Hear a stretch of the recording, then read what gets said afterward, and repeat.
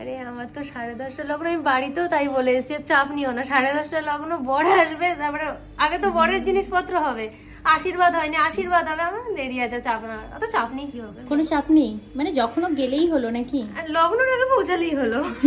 এই সর্বনাশ, আমাকে বলে কি দিদি তোমার চাপ নেই, তুমি এখন 10টা অব্দি করো। হ্যাঁ হ্যাঁ, নিচে মামা দাঁড়িয়ে আছে, কোনো ও অসুবিধা নেই। এসেছে কটায়? 5টায় না? এখানে এখন বাজে কটা? 6:30। তাই তো বলছি, তুমি এত তাড়াতাড়ি এত সুন্দর করে মানে আর টাইম নিলে ভালো হতো। না, আমি ভেবেছিলাম মোটামুটি তুমি 8টা 8:30 ছাড়বে, আমি বলেই এসেছি বাড়িতে, আমি কিন্তু 8:30টার আগে আসবো না। আমার মা বলছে তোর বাবা সব কলিগরা খেয়ে দিয়ে বাড়ি চলে যাবে, বউ না দেখে, আচ্ছা ছবিতে দেখে নেবে।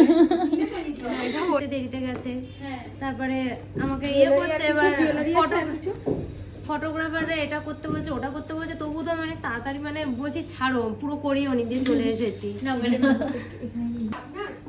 হ্যাঁ